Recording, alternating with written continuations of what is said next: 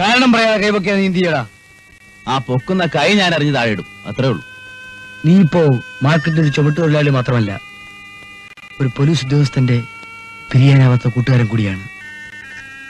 എന്റെ ജീവിതത്തിലെ ഏറ്റവും വലിയ ആഗ്രഹമായിരുന്നു നിന്നെ ഈ പോലീസ് വേഷത്തിൽ കാണുക എന്നത്. നമ്മൾ കുട്ടിക്കാലത്ത് കള്ളും പോലീസും കളിക്കുന്ന ഓർമ്മയുണ്ടാ കുഞ്ഞാലി? അന്നും നീ തന്നെയായിരുന്നു പോലീസ്, ഞാൻ കള്ളനും. നീ സ്കൂളിൽ പോകണമെന്ന് അച്ഛൻ എത്ര നിർബന്ധമായിരുന്നു? അന്ന് എനിക്ക് അതിനുള്ള വിവരമില്ലായിരുന്നു. എന്റെ വാപ്പക്കും വിവരമില്ലായിരുന്നു.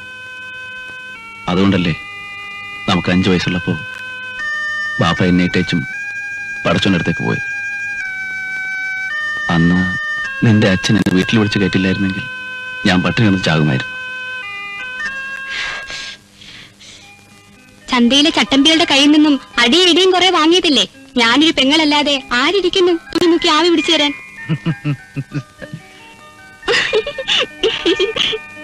കണ്ടോടാ കുഞ്ഞാലി, ഇതാണ് പണ്ടച്ഛൻ പറയാറുള്ളത്, അദ്ദേഹത്തിന് 3 മക്കളുണ്ടെന്ന്.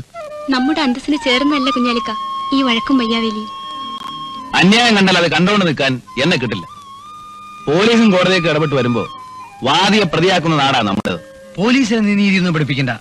കഴിവതും മറ്റുള്ളവരുമായി യോജിച്ചു പോകുന്നതാണ് എല്ലാവർക്കും നല്ലത്.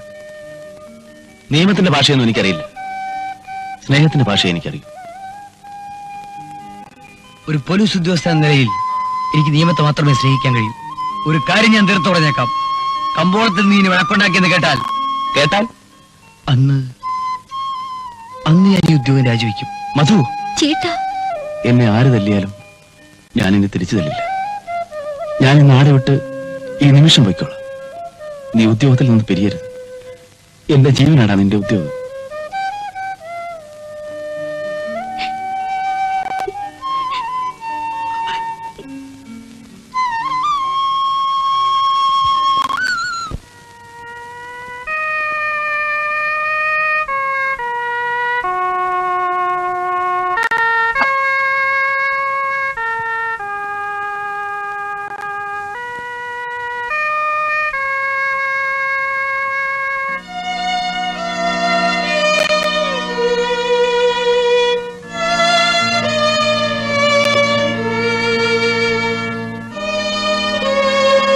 ഈ ഗുളിക മരുന്നും കൂടെ 6 നേരത്തേക്കുണ്ട്. ഈ ഉപകാരത്തിന് എങ്ങനെ നന്ദി പറയണമെന്ന് എനിക്കറിയില്ല. നന്ദിയൊക്കെ നല്ലപോലെ എഴുന്നേറ്റ് നടക്കാറായിട്ട് പറഞ്ഞാൽ മതി. ഞാൻ പോയിട്ട് വരാം. മരുന്നൊക്കെ സമയത്തിന് കഴിക്കണം. കുഞ്ഞാലിക്ക,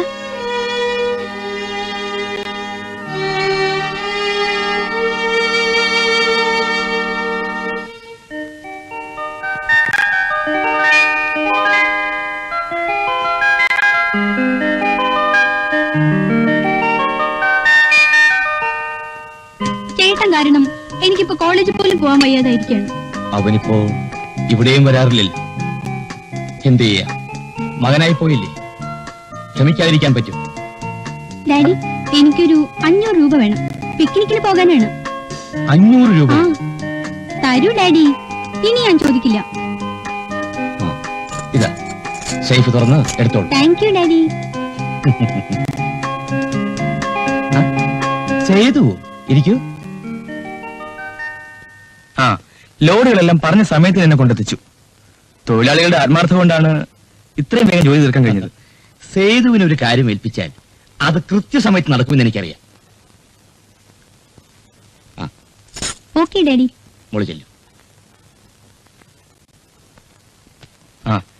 മുതലാളി, ഞാനിന്ന് വന്നത് ഞങ്ങളുടെ ബോണസിന്റെ കാര്യം സംസാരിക്കാനാണ്. അതിന് അല്പം കൂടി സമയം തന്നുകൂടെ? അത് പറ്റില്ല. ഞാൻ എന്റെ തൊഴിലാളികളുടെ കാര്യത്തിൽ ഒട്ടും വിട്ടുവെച്ചേക്ക് തയ്യാറല്ല. ഒരു നല്ല തൊഴിലാളി മുതലാളി ബന്ധം സൃഷ്ടിക്കാനാണ് എന്റെ ശ്രമം. സേതു, മുതലാളി ഇല്ലെങ്കിൽ തൊഴിലാളി ഇല്ലെന്ന് ഓർക്കണം. തൊഴിലാളി ഇല്ലെങ്കിൽ മുതലാളിയില്ല. ഞാൻ സേതുവിനെ ഒന്ന് പരീക്ഷിക്കാൻ വേണ്ടി പറഞ്ഞതല്ലേ. ബോണസിന്റെ കാര്യം അടുത്ത ആഴ്ച തന്നെ ശരിപ്പെടുത്താം. പിന്നെ സേതുവിന് പണത്തിന്റെ ആവശ്യമല്ലെന്നുണ്ടെങ്കിൽ എന്നെ ഒന്ന് കണ്ടാവും. എനിക്ക് എന്റേതായ ബുദ്ധിമുട്ടുകൾ ഒന്നുമില്ല. എന്റെ തൊഴിലാളികളുടെ ബുദ്ധിമുട്ടുകൾ മാത്രം പരിഹരിച്ചാൽ മതി. ഞാൻ പോവുകയാണ്. ശരി.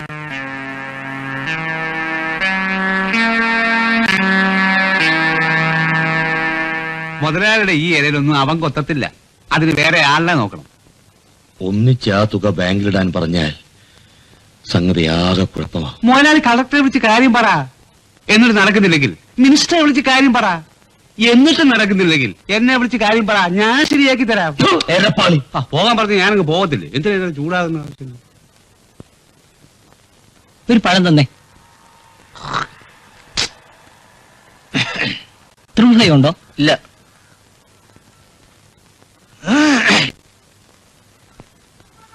ഫാൻറ്റ ഉണ്ടോ? ഇല്ല.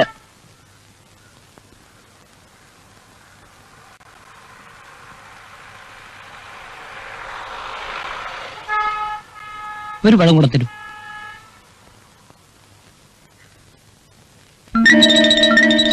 സാറേ സമയം എന്തായി? 3:30. 3:30 ആയുള്ളൂല്ലേ? പാളയത്തേക്ക് എപ്പോഴാ വണ്ടി? ഇപ്പൊ ഉണ്ട്. ഇപ്പൊ എപ്പോ? ഇപ്പൊ ഉണ്ടല്ലേ? ശരി.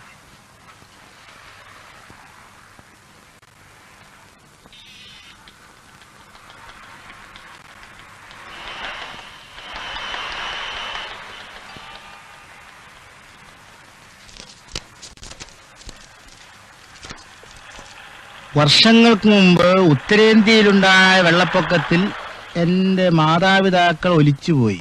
അതിനിപ്പോ ഞാനെന്ത് വേണം? 12 അംഗങ്ങളുള്ള കുടുംബത്തിന്റെ ഭാരം എന്നിലായി. അത് ശരി.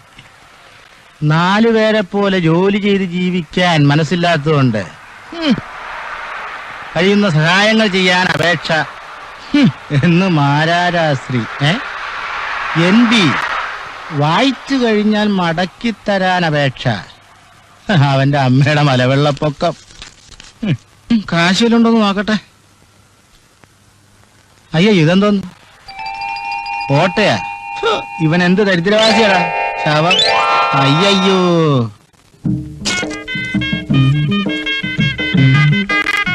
എത്ര പറഞ്ഞാലും കുഞ്ഞാലിക്ക് കേൾക്കത്തില്ല. എന്താ പുതിയ ഷർട്ടുകളിടാത്തെ?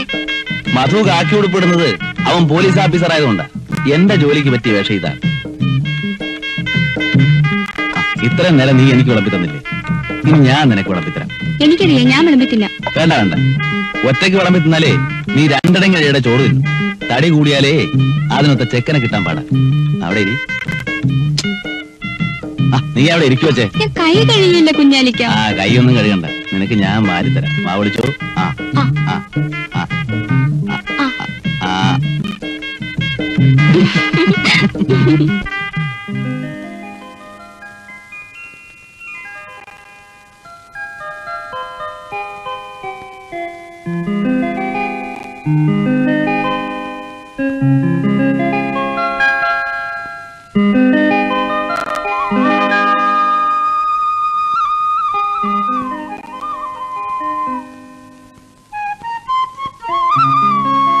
എന്താ ഇന്നലെ വീട്ടിൽ വന്നിട്ട് പെട്ടെന്ന് പോയി കളഞ്ഞത്? കാണേണ്ട ആളിനെ കണ്ടു, കാര്യം പറഞ്ഞു, തിരിച്ചു പോന്നു. സേതു കാണേണ്ട ആളിനെ കണ്ടു, പക്ഷേ സേതുവിനെ കാണാൻ കൊതിച്ചിരുന്ന ആളിനെ കണ്ടില്ല. എന്നെ കാണാൻ കൊതിച്ചിരുന്നു. ആര്? കാണാൻ കൊതിയില്ലായിരുന്നെങ്കിൽ ഞാനിപ്പോ വരുമായിരുന്നു. കുഞ്ഞ് വീട്ടിലേക്ക് പോകും. ആ കുഞ്ഞെന്നോ? എനിക്ക് സംസാരിച്ചു നിൽക്കാൻ സമയമില്ല, ജോലിക്ക് പോകാൻ സമയമായി. വരൂ.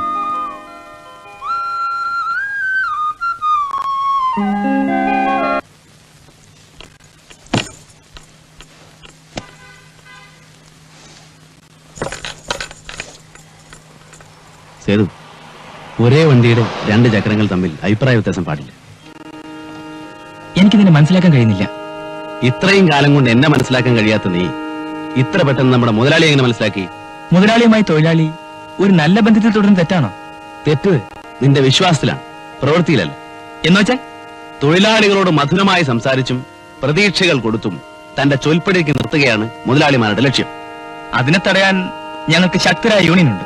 യൂണിയൻ കൊണ്ട് നിങ്ങൾ ഇന്നുവരെ എന്ത് നേടി? നിന്നെ കൊണ്ട് തൊഴിലാളികളെ ഒന്നായി സംഘടിപ്പിച്ചിട്ട് നിന്നിലൂടെ അവരെ മൊത്തമായി വിലക്കെടുക്കായിരുന്നു നിന്റെ മുതലാളി ചെയ്തത്.